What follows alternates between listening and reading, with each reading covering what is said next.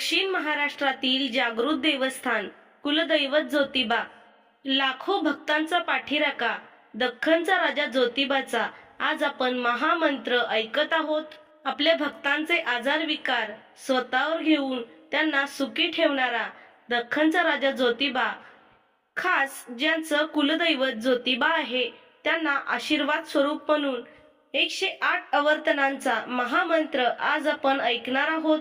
श्री ज्योतिबांचा हा मंत्र ऐकल्याने सुख समृद्धी येते आणि विघ्नांचा नाश होतो.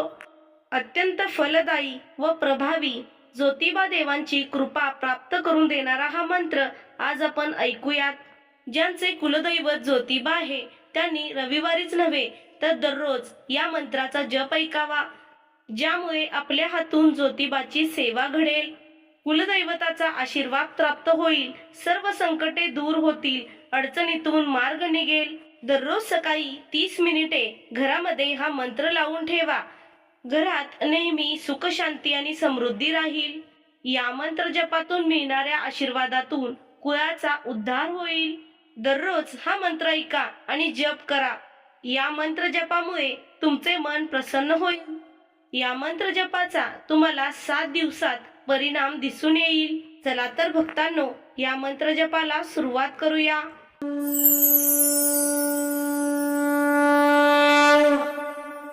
ओम श्री ज्योतिर्लिंगाय नमः.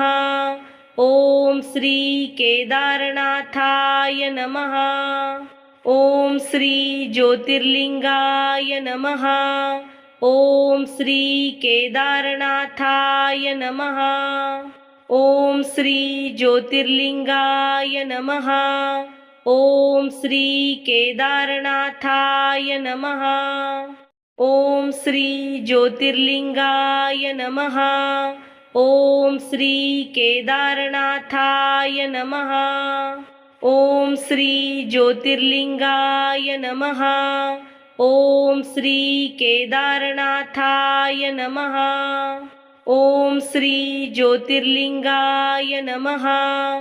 ओम श्री केदारनाथाय नमः. ओम श्री ज्योतिर्लिंगाय नमः. ओम श्री केदारनाथाय नमः. ओम श्री ज्योतिर्लिंगाय नमः. ओम श्री केदारनाथाय नमः. ओम श्री ज्योतिर्लिंगाय नमः. ओम श्री केदारनाथाय नमः. ओम श्री ज्योतिर्लिंगाय नमः. ओम श्री केदारनाथाय नमः. ओम श्री ज्योतिर्लिंगाय नमः. ओम श्री केदारनाथाय नमः. ओम श्री ज्योतिर्लिंगाय नमः. ओम श्री केदारनाथाय नमः. ओम श्री ज्योतिर्लिंगाय नमः.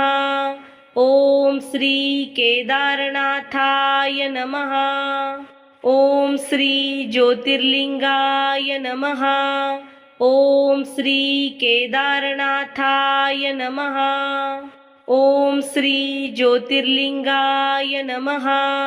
ओम श्री केदारनाथाय नमः. ओम श्री ज्योतिर्लिंगाय नमः. ओम श्री केदारनाथाय नमः. ओम श्री ज्योतिर्लिंगाय नमः. ओम श्री केदारनाथाय नमः. ओम श्री ज्योतिर्लिंगाय नमः. ओम श्री केदारनाथाय नमः. ओम श्री ज्योतिर्लिंगाय नमः. ओम श्री केदारनाथाय नमः. ओम श्री ज्योतिर्लिंगाय नमः. ओम श्री केदारनाथाय नमः. ओम श्री ज्योतिर्लिंगाय नमः. ओम श्री केदारनाथाय नमः. ओम श्री ज्योतिर्लिंगाय नमः. ओम श्री केदारनाथाय नमः. ओम श्री ज्योतिर्लिंगाय नमः। ओम श्री केदारनाथाय नमः। ओम श्री ज्योतिर्लिंगाय नमः। ओम श्री केदारनाथाय नमः। ओम श्री ज्योतिर्लिंगाय नमः। ओम श्री केदारनाथाय नमः। ओम श्री ज्योतिर्लिंगाय नमः। ओम श्री केदारनाथाय नमः। ओम श्री ज्योतिर्लिंगाय नमः। ओम श्री केदारनाथाय नमः। ओम श्री ज्योतिर्लिंगाय नमः।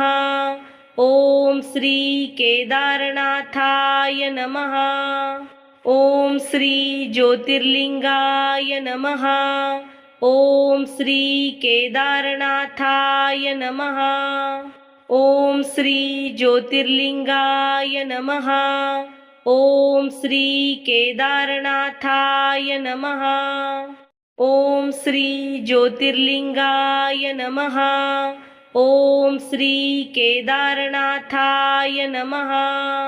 ओम श्री ज्योतिर्लिंगाय नमः।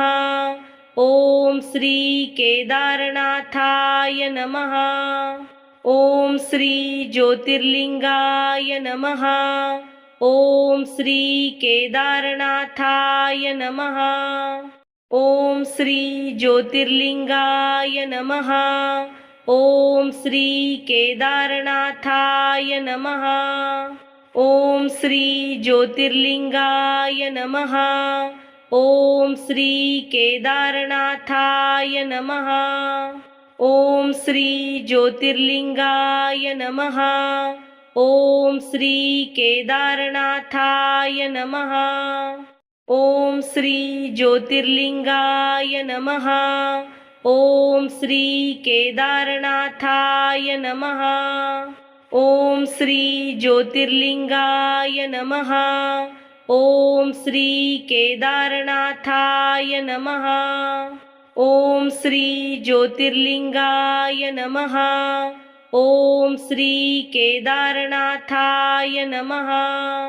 ओम श्री ज्योतिर्लिंगाय नमः। ओम श्री केदारनाथाय नमः।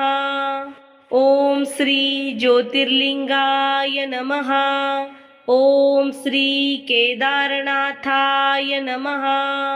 ओम श्री ज्योतिर्लिंगाय नमः। ओम श्री केदारनाथाय नमः। ओम श्री ज्योतिर्लिंगाय नमः। ओम श्री केदारनाथाय नमः। ओम श्री ज्योतिर्लिंगाय नमः।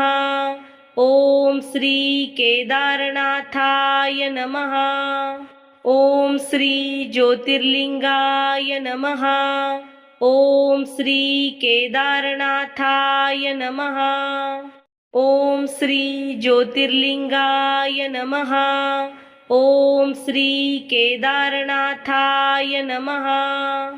ओम श्री ज्योतिर्लिंगाय नमः।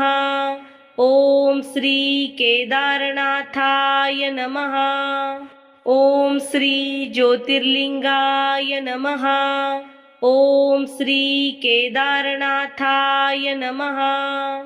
ओम श्री ज्योतिर्लिंगाय नमः। ओम श्री केदारनाथाय नमः। ओम श्री ज्योतिर्लिंगाय नमः। ओम श्री केदारनाथाय नमः। ओम श्री ज्योतिर्लिंगाय नमः। ओम श्री केदारनाथाय नमः। ओम श्री ज्योतिर्लिंगाय नमः। ओम श्री केदारनाथाय नमः। ओम श्री ज्योतिर्लिंगाय नमः। ओम श्री केदारनाथाय नमः। ओम श्री ज्योतिर्लिंगाय नमः। ओम श्री केदारनाथाय नमः। ओम श्री ज्योतिर्लिंगाय नमः। ओम श्री केदारनाथाय नमः। ओम श्री ज्योतिर्लिंगाय नमः। ओम श्री केदारनाथाय नमः। ओम श्री ज्योतिर्लिंगाय नमः। ओम श्री केदारनाथाय नमः। ओम श्री ज्योतिर्लिंगाय नमः। ओम श्री केदारनाथाय नमः। ओम श्री ज्योतिर्लिंगाय नमः। ओम श्री केदारनाथाय नमः। ओम श्री ज्योतिर्लिंगाय नमः। ओम श्री केदारनाथाय नमः। ओम श्री ज्योतिर्लिंगाय नमः। ओम श्री केदारनाथाय नमः। ओम श्री ज्योतिर्लिंगाय नमः। ओम श्री केदारनाथाय नमः। ओम श्री ज्योतिर्लिंगाय नमः। ओम श्री केदारनाथाय नमः। ओम श्री ज्योतिर्लिंगाय नमः। ओम श्री केदारनाथाय नमः। ओम श्री ज्योतिर्लिंगाय नमः।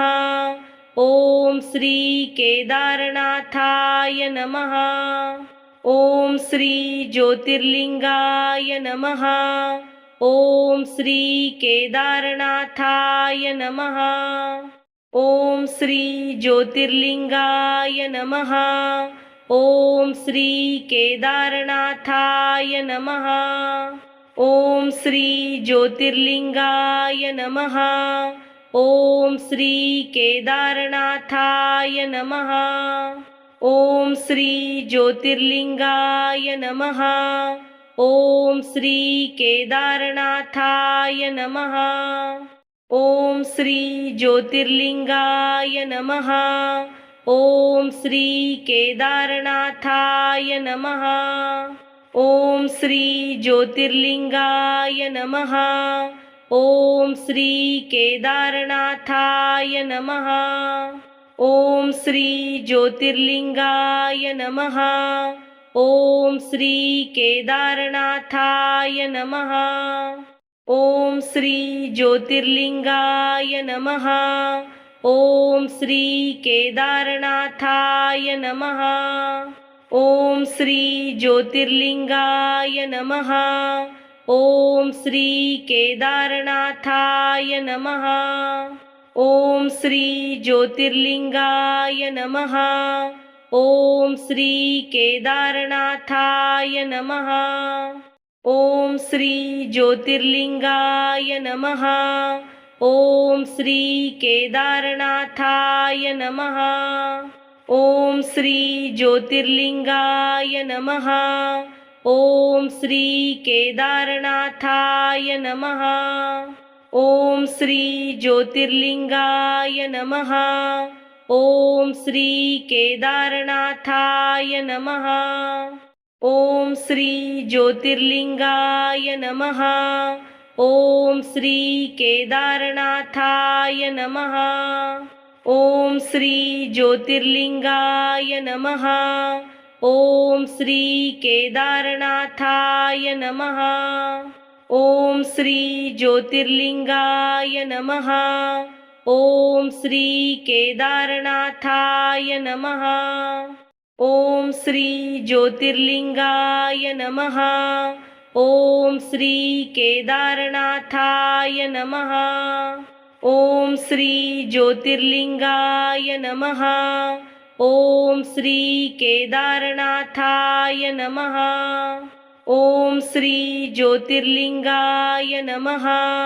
ओम श्री केदारनाथाय नमः।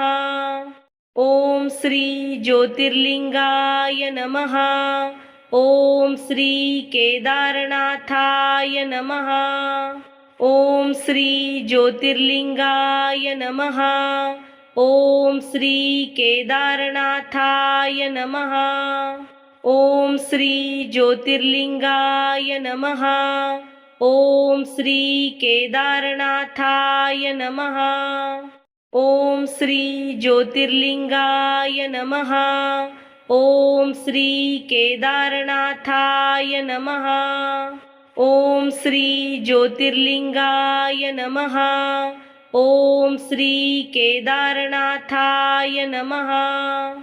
ओम श्री ज्योतिर्लिंगाय नमः। ओम श्री केदारनाथाय नमः। ओम श्री ज्योतिर्लिंगाय नमः। ओम श्री केदारनाथाय नमः। ओम श्री ज्योतिर्लिंगाय नमः। ओम श्री केदारनाथाय नमः। ओम श्री ज्योतिर्लिंगाय नमः। ओम श्री केदारनाथाय नमः। ओम श्री ज्योतिर्लिंगाय नमः। ओम श्री केदारनाथाय नमः। ओम श्री ज्योतिर्लिंगाय नमः। ओम श्री केदारनाथाय नमः। ओम श्री ज्योतिर्लिंगाय नमः। ओम श्री केदारनाथाय नमः। ओम श्री ज्योतिर्लिंगाय नमः। ओम श्री केदारनाथाय नमः। ओम श्री ज्योतिर्लिंगाय नमः। ओम श्री केदारनाथाय नमः। ओम श्री ज्योतिर्लिंगाय नमः। ओम श्री केदारनाथाय नमः। ओम श्री ज्योतिर्लिंगाय नमः। ओम श्री केदारनाथाय नमः। ओम श्री ज्योतिर्लिंगाय नमः। ओम श्री केदारनाथाय नमः। ओम श्री ज्योतिर्लिंगाय नमः। ओम श्री केदारनाथाय नमः। ओम श्री ज्योतिर्लिंगाय नमः। ओम श्री केदारनाथाय नमः। ओम श्री ज्योतिर्लिंगाय नमः। ओम श्री केदारनाथाय नमः। ओम श्री ज्योतिर्लिंगाय नमः। ओम श्री केदारनाथाय नमः। ओम श्री ज्योतिर्लिंगाय नमः। ओम श्री केदारनाथाय नमः। ओम श्री ज्योतिर्लिंगाय नमः। ओम श्री केदारनाथाय नमः। ओम श्री ज्योतिर्लिंगाय नमः। ओम श्री केदारनाथाय नमः। ओम श्री ज्योतिर्लिंगाय नमः।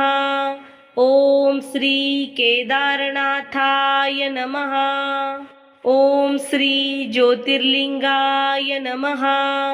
ओम श्री केदारनाथाय नमः। ओम श्री ज्योतिर्लिंगाय नमः। ओम श्री केदारनाथाय नमः। ओम श्री ज्योतिर्लिंगाय नमः। ओम श्री केदारनाथाय नमः। ओम श्री ज्योतिर्लिंगाय नमः। ओम श्री केदारनाथाय नमः। ओम श्री ज्योतिर्लिंगाय नमः। ओम श्री केदारनाथाय नमः। ओम श्री ज्योतिर्लिंगाय नमः।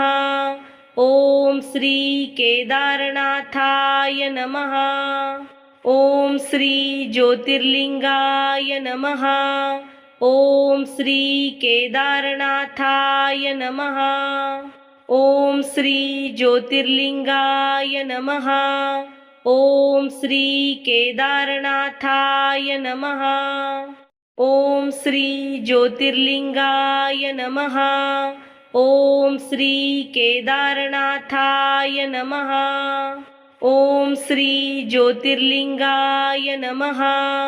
ओम श्री केदारनाथाय नमः। ओम श्री ज्योतिर्लिंगाय नमः। ओम श्री केदारनाथाय नमः।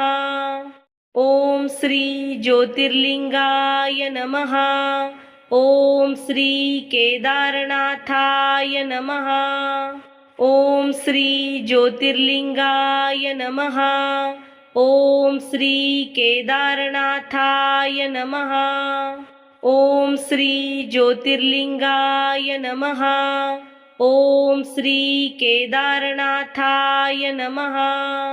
ओम श्री ज्योतिर्लिंगाय नमः। ओम श्री केदारनाथाय नमः। ओम श्री ज्योतिर्लिंगाय नमः। ओम श्री केदारनाथाय नमः। ओम श्री ज्योतिर्लिंगाय नमः। ओम श्री केदारनाथाय नमः। ओम श्री ज्योतिर्लिंगाय नमः। ओम श्री केदारनाथाय नमः। ओम श्री ज्योतिर्लिंगाय नमः। ओम श्री केदारनाथाय नमः। ओम श्री ज्योतिर्लिंगाय नमः। ओम श्री केदारनाथाय नमः। ओम श्री ज्योतिर्लिंगाय नमः। ओम श्री केदारनाथाय नमः। ओम श्री ज्योतिर्लिंगाय नमः। ओम श्री केदारनाथाय नमः। ओम श्री ज्योतिर्लिंगाय नमः। ओम श्री केदारनाथाय नमः। ओम श्री ज्योतिर्लिंगाय नमः। ओम श्री केदारनाथाय नमः। ओम श्री ज्योतिर्लिंगाय नमः। ओम श्री केदारनाथाय नमः। ओम श्री ज्योतिर्लिंगाय नमः। ओम श्री केदारनाथाय नमः। ओम श्री ज्योतिर्लिंगाय नमः। ओम श्री केदारनाथाय नमः। ओम श्री ज्योतिर्लिंगाय नमः। ओम श्री केदारनाथाय नमः। ओम श्री ज्योतिर्लिंगाय नमः। ओम श्री केदारनाथाय नमः। ओम श्री ज्योतिर्लिंगाय नमः। ओम श्री केदारनाथाय नमः। ओम श्री ज्योतिर्लिंगाय नमः। ओम श्री केदारनाथाय नमः। ओम श्री ज्योतिर्लिंगाय नमः। ओम श्री केदारनाथाय नमः। ओम श्री ज्योतिर्लिंगाय नमः। ओम श्री केदारनाथाय नमः। ओम श्री ज्योतिर्लिंगाय नमः। ओम श्री केदारनाथाय नमः। ओम श्री ज्योतिर्लिंगाय नमः।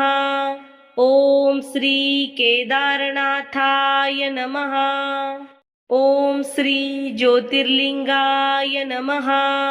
ओम श्री केदारनाथाय नमः। ओम श्री ज्योतिर्लिंगाय नमः। ओम श्री केदारनाथाय नमः। ओम श्री ज्योतिर्लिंगाय नमः। ओम श्री केदारनाथाय नमः। ओम श्री ज्योतिर्लिंगाय नमः। ओम श्री केदारनाथाय नमः। ओम श्री ज्योतिर्लिंगाय नमः। ओम श्री केदारनाथाय नमः। ओम श्री ज्योतिर्लिंगाय नमः। ओम श्री केदारनाथाय नमः। ओम श्री ज्योतिर्लिंगाय नमः। ओम श्री केदारनाथाय नमः। ओम श्री ज्योतिर्लिंगाय नमः। ओम श्री केदारनाथाय नमः। ओम श्री ज्योतिर्लिंगाय नमः। ओम श्री केदारनाथाय नमः। ओम श्री ज्योतिर्लिंगाय नमः। ओम श्री केदारनाथाय नमः। ओम श्री ज्योतिर्लिंगाय नमः। ओम श्री केदारनाथाय नमः।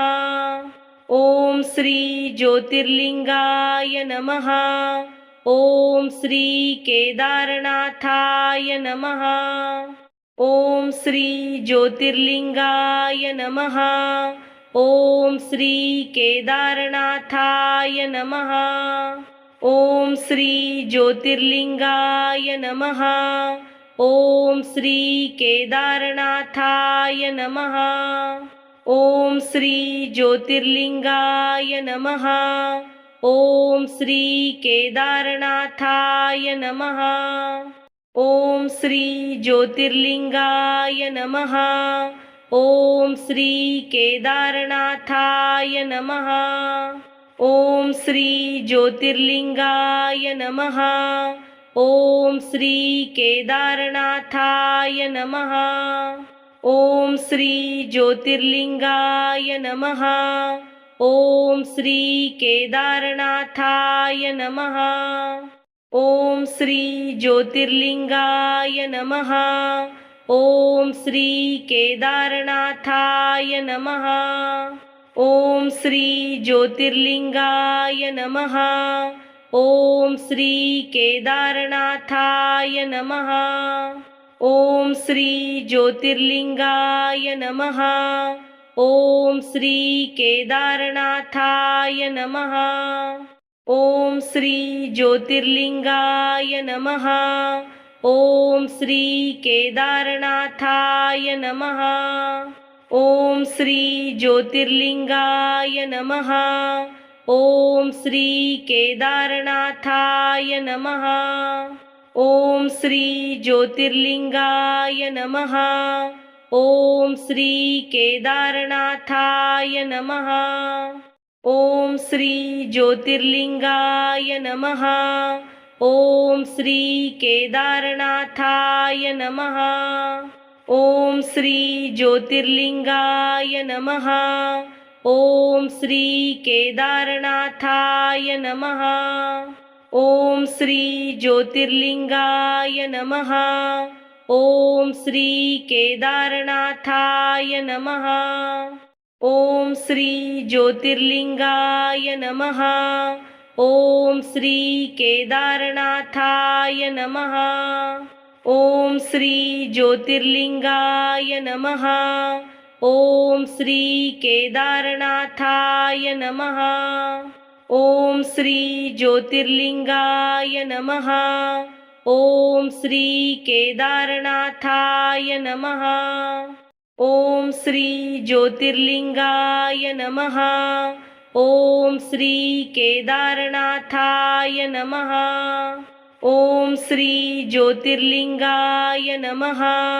ओम श्री केदारनाथाय नमः। ओम श्री ज्योतिर्लिंगाय नमः। ओम श्री केदारनाथाय नमः। ओम श्री ज्योतिर्लिंगाय नमः। ओम श्री केदारनाथाय नमः। ओम श्री ज्योतिर्लिंगाय नमः। ओम श्री केदारनाथाय नमः। ओम श्री ज्योतिर्लिंगाय नमः। ओम श्री केदारनाथाय नमः। ओम श्री ज्योतिर्लिंगाय नमः। ओम श्री केदारनाथाय नमः। ओम श्री ज्योतिर्लिंगाय नमः। ओम श्री केदारनाथाय नमः। ओम श्री ज्योतिर्लिंगाय नमः। ओम श्री केदारनाथाय नमः। ओम श्री ज्योतिर्लिंगाय नमः। ओम श्री केदारनाथाय नमः। ओम श्री ज्योतिर्लिंगाय नमः। ओम श्री केदारनाथाय नमः। ओम श्री ज्योतिर्लिंगाय नमः। ओम श्री केदारनाथाय नमः। ओम श्री ज्योतिर्लिंगाय नमः। ओम श्री केदारनाथाय नमः। ओम श्री ज्योतिर्लिंगाय नमः। ओम श्री केदारनाथाय नमः। ओम श्री ज्योतिर्लिंगाय नमः। ओम श्री केदारनाथाय नमः। ओम श्री ज्योतिर्लिंगाय नमः। ओम श्री केदारनाथाय नमः। ओम श्री ज्योतिर्लिंगाय नमः। ओम श्री केदारनाथाय नमः। ओम श्री ज्योतिर्लिंगाय नमः। ओम श्री केदारनाथाय नमः। ओम श्री ज्योतिर्लिंगाय नमः। ओम श्री केदारनाथाय नमः। ओम श्री ज्योतिर्लिंगाय नमः। ओम श्री केदारनाथाय नमः। ओम श्री ज्योतिर्लिंगाय नमः। ओम श्री केदारनाथाय नमः। ओम श्री ज्योतिर्लिंगाय नमः। ओम श्री केदारनाथाय नमः। ओम श्री ज्योतिर्लिंगाय नमः। ओम श्री केदारनाथाय नमः। ओम श्री ज्योतिर्लिंगाय नमः। ओम श्री केदारनाथाय नमः। ओम श्री ज्योतिर्लिंगाय नमः। ओम श्री केदारनाथाय नमः। ओम श्री ज्योतिर्लिंगाय नमः। ओम श्री केदारनाथाय नमः। ओम श्री ज्योतिर्लिंगाय नमः। ओम श्री केदारनाथाय नमः। ओम श्री ज्योतिर्लिंगाय नमः। ओम श्री केदारनाथाय नमः। ओम श्री ज्योतिर्लिंगाय नमः। ओम श्री केदारनाथाय नमः। ओम श्री ज्योतिर्लिंगाय नमः। ओम श्री केदारनाथाय नमः। ओम श्री ज्योतिर्लिंगाय नमः। ओम श्री केदारनाथाय नमः। ओम श्री ज्योतिर्लिंगाय नमः। ओम श्री केदारनाथाय नमः। ओम श्री ज्योतिर्लिंगाय नमः। ओम श्री केदारनाथाय नमः। ओम श्री ज्योतिर्लिंगाय नमः। ओम श्री केदारनाथाय नमः। ओम श्री ज्योतिर्लिंगाय नमः। ओम श्री केदारनाथाय नमः। ओम श्री ज्योतिर्लिंगाय नमः। ओम श्री केदारनाथाय नमः। ओम श्री ज्योतिर्लिंगाय नमः। ओम श्री केदारनाथाय नमः। ओम श्री ज्योतिर्लिंगाय नमः। ओम श्री केदारनाथाय नमः। ओम श्री ज्योतिर्लिंगाय नमः। ओम श्री केदारनाथाय नमः। ओम श्री ज्योतिर्लिंगाय नमः।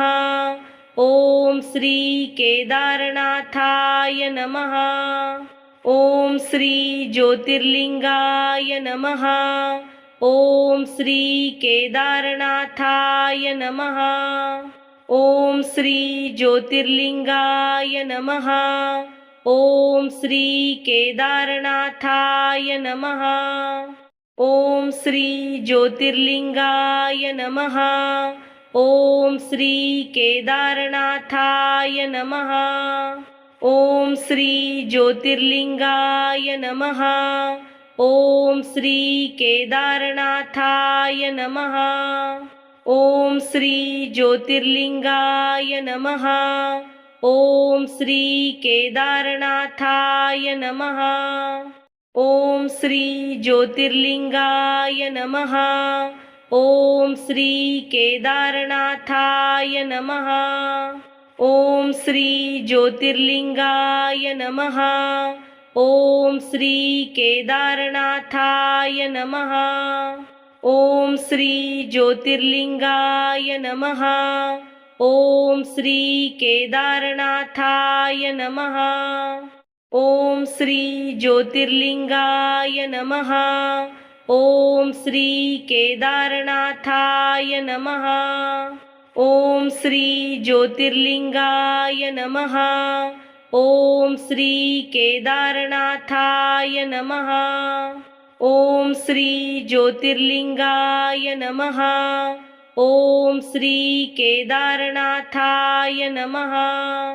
ओम श्री ज्योतिर्लिंगाय नमः। ओम श्री केदारनाथाय नमः। ओम श्री ज्योतिर्लिंगाय नमः। ओम श्री केदारनाथाय नमः। ओम श्री ज्योतिर्लिंगाय नमः। ओम श्री केदारनाथाय नमः।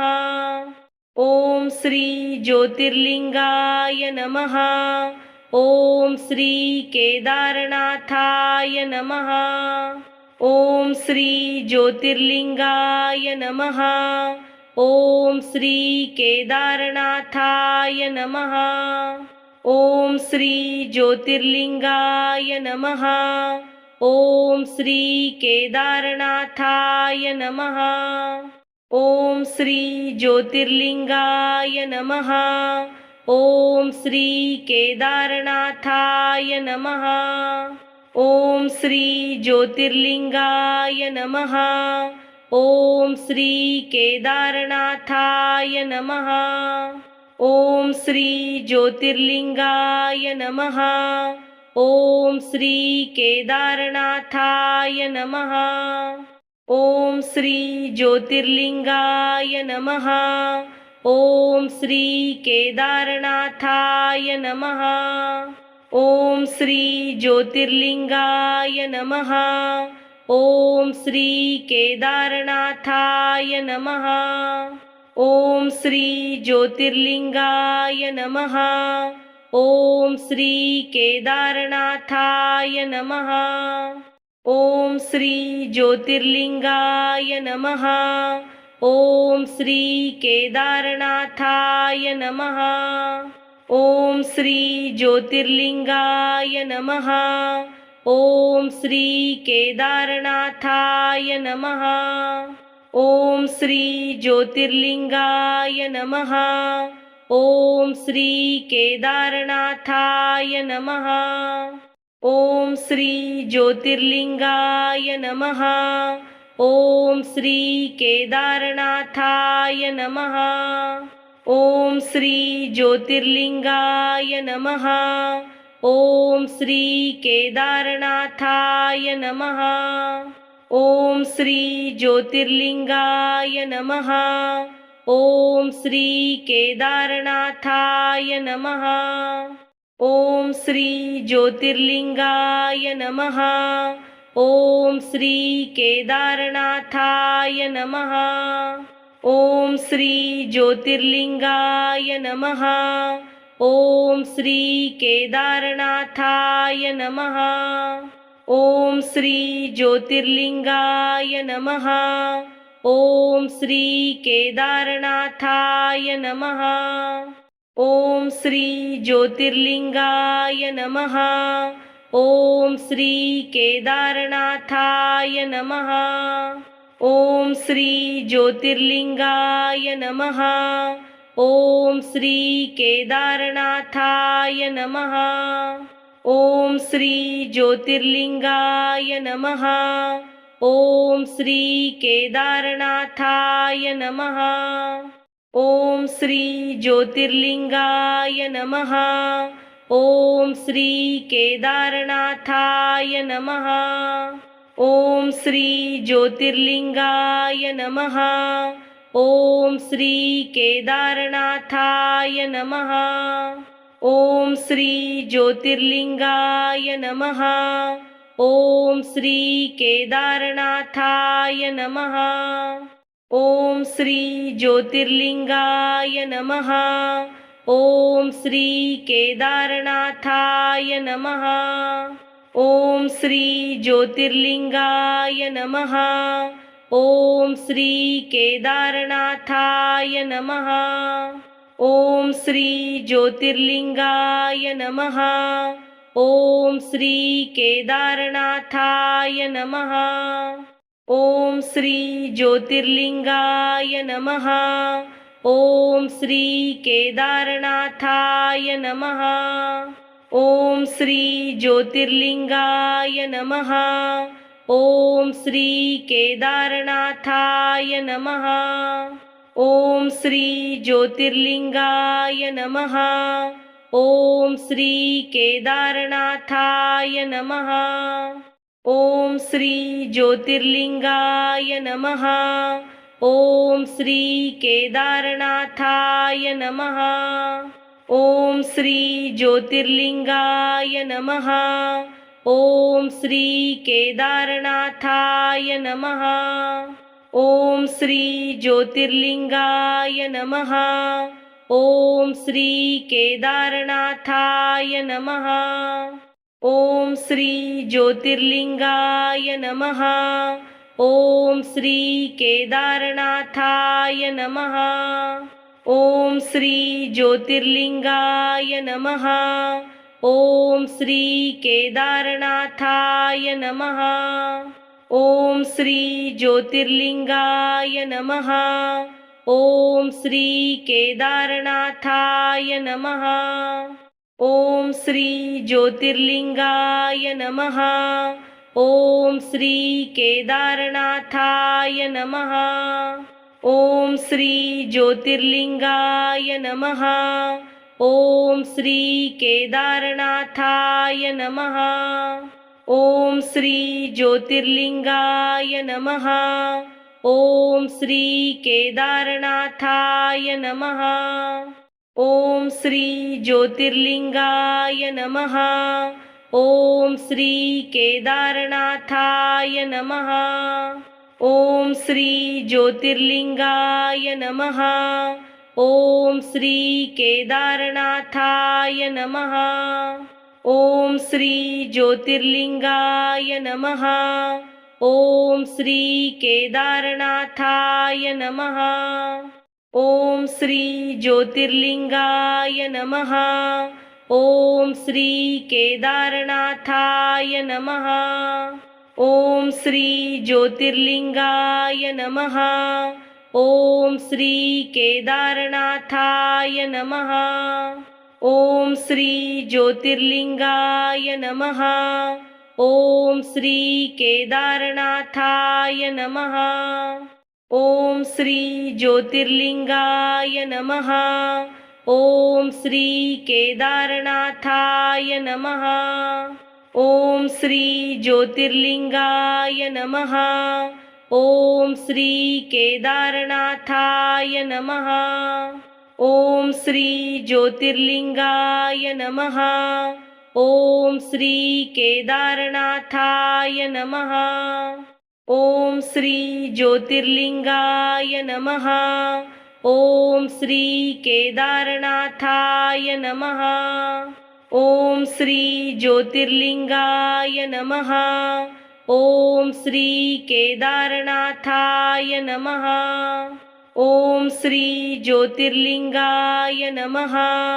ओम श्री केदारनाथाय नमः। ओम श्री ज्योतिर्लिंगाय नमः। ओम श्री केदारनाथाय नमः।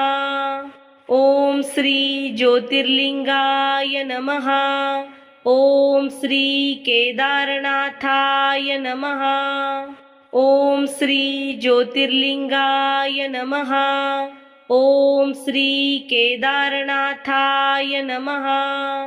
ओम श्री ज्योतिर्लिंगाय नमः। ओम श्री केदारनाथाय नमः। ओम श्री ज्योतिर्लिंगाय नमः। ओम श्री केदारनाथाय नमः। ओम श्री ज्योतिर्लिंगाय नमः। ओम श्री केदारनाथाय नमः। ओम श्री ज्योतिर्लिंगाय नमः। ओम श्री केदारनाथाय नमः। ओम श्री ज्योतिर्लिंगाय नमः। ओम श्री केदारनाथाय नमः। ओम श्री ज्योतिर्लिंगाय नमः। ओम श्री केदारनाथाय नमः। ओम श्री ज्योतिर्लिंगाय नमः। ओम श्री केदारनाथाय नमः। ओम श्री ज्योतिर्लिंगाय नमः। ओम श्री केदारनाथाय नमः। ओम श्री ज्योतिर्लिंगाय नमः। ओम श्री केदारनाथाय नमः। ओम श्री ज्योतिर्लिंगाय नमः। ओम श्री केदारनाथाय नमः। ओम श्री ज्योतिर्लिंगाय नमः। ओम श्री केदारनाथाय नमः। ओम श्री ज्योतिर्लिंगाय नमः। ओम श्री केदारनाथाय नमः। ओम श्री ज्योतिर्लिंगाय नमः। ओम श्री केदारनाथाय नमः। ओम श्री ज्योतिर्लिंगाय नमः। ओम श्री केदारनाथाय नमः।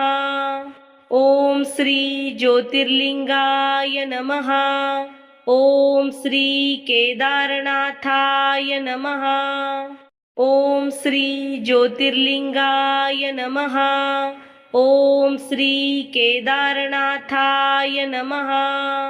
ओम श्री ज्योतिर्लिंगाय नमः। ओम श्री केदारनाथाय नमः। ओम श्री ज्योतिर्लिंगाय नमः। ओम श्री केदारनाथाय नमः। ओम श्री ज्योतिर्लिंगाय नमः। ओम श्री केदारनाथाय नमः। ओम श्री ज्योतिर्लिंगाय नमः। ओम श्री केदारनाथाय नमः। ओम श्री ज्योतिर्लिंगाय नमः। ओम श्री केदारनाथाय नमः। ओम श्री ज्योतिर्लिंगाय नमः। ओम श्री केदारनाथाय नमः।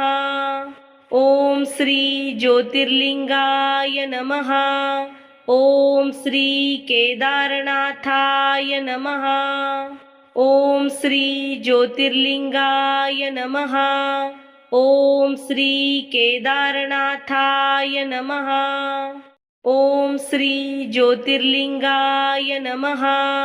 ओम श्री केदारनाथाय नमः। ओम श्री ज्योतिर्लिंगाय नमः। ओम श्री केदारनाथाय नमः।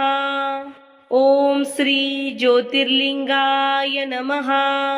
ओम श्री केदारनाथाय नमः। ओम श्री ज्योतिर्लिंगाय नमः। ओम श्री केदारनाथाय नमः। ओम श्री ज्योतिर्लिंगाय नमः। ओम श्री केदारनाथाय नमः। ओम श्री ज्योतिर्लिंगाय नमः। ओम श्री केदारनाथाय नमः। ओम श्री ज्योतिर्लिंगाय नमः। ओम श्री केदारनाथाय नमः। ओम श्री ज्योतिर्लिंगाय नमः। ओम श्री केदारनाथाय नमः। ओम श्री ज्योतिर्लिंगाय नमः। ओम श्री केदारनाथाय नमः। ओम श्री ज्योतिर्लिंगाय नमः। ओम श्री केदारनाथाय नमः। ओम श्री ज्योतिर्लिंगाय नमः। ओम श्री केदारनाथाय नमः। ओम श्री ज्योतिर्लिंगाय नमः। ओम श्री केदारनाथाय नमः। ओम श्री ज्योतिर्लिंगाय नमः। ओम श्री केदारनाथाय नमः। ओम श्री ज्योतिर्लिंगाय नमः। ओम श्री केदारनाथाय नमः। ओम श्री ज्योतिर्लिंगाय नमः। ओम श्री केदारनाथाय नमः। ओम श्री ज्योतिर्लिंगाय नमः। ओम श्री केदारनाथाय नमः। ओम श्री ज्योतिर्लिंगाय नमः। ओम श्री केदारनाथाय नमः। ओम श्री ज्योतिर्लिंगाय नमः। ओम श्री केदारनाथाय नमः। ओम श्री ज्योतिर्लिंगाय नमः। ओम श्री केदारनाथाय नमः। ओम श्री ज्योतिर्लिंगाय नमः। ओम श्री केदारनाथाय नमः। ओम श्री ज्योतिर्लिंगाय नमः। ओम श्री केदारनाथाय नमः। ओम श्री ज्योतिर्लिंगाय नमः। ओम श्री केदारनाथाय नमः। ओम श्री ज्योतिर्लिंगाय नमः। ओम श्री केदारनाथाय नमः। ओम श्री ज्योतिर्लिंगाय नमः। ओम श्री केदारनाथाय नमः। ओम श्री ज्योतिर्लिंगाय नमः। ओम श्री केदारनाथाय नमः। ओम श्री ज्योतिर्लिंगाय नमः। ओम श्री केदारनाथाय नमः। ओम श्री ज्योतिर्लिंगाय नमः। ओम श्री केदारनाथाय नमः। ओम श्री ज्योतिर्लिंगाय नमः। ओम श्री केदारनाथाय नमः। ओम श्री ज्योतिर्लिंगाय नमः। ओम श्री केदारनाथाय नमः। ओम श्री ज्योतिर्लिंगाय नमः। ओम श्री केदारनाथाय नमः। ओम श्री ज्योतिर्लिंगाय नमः। ओम श्री केदारनाथाय नमः। ओम श्री ज्योतिर्लिंगाय नमः। ओम श्री केदारनाथाय नमः। ओम श्री ज्योतिर्लिंगाय नमः। ओम श्री केदारनाथाय नमः। ओम श्री ज्योतिर्लिंगाय नमः। ओम श्री केदारनाथाय नमः। ओम श्री ज्योतिर्लिंगाय नमः। ओम श्री केदारनाथाय नमः। ओम श्री ज्योतिर्लिंगाय नमः। ओम श्री केदारनाथाय नमः। ओम श्री ज्योतिर्लिंगाय नमः. ओम श्री केदारनाथाय नमः. ओम श्री ज्योतिर्लिंगाय नमः. ओम श्री केदारनाथाय नमः. ओम श्री ज्योतिर्लिंगाय नमः. ओम श्री केदारनाथाय नमः. ओम श्री ज्योतिर्लिंगाय नमः. ओम श्री केदारनाथाय नमः. ओम श्री ज्योतिर्लिंगाय नमः. ओम श्री केदारनाथाय नमः. ओम श्री ज्योतिर्लिंगाय नमः. ओम श्री केदारनाथाय नमः. ओम श्री ज्योतिर्लिंगाय नमः. ओम श्री केदारनाथाय नमः. ओम श्री ज्योतिर्लिंगाय नमः. ओम श्री केदारनाथाय नमः. ओम श्री ज्योतिर्लिंगाय नमः. ओम श्री केदारनाथाय नमः.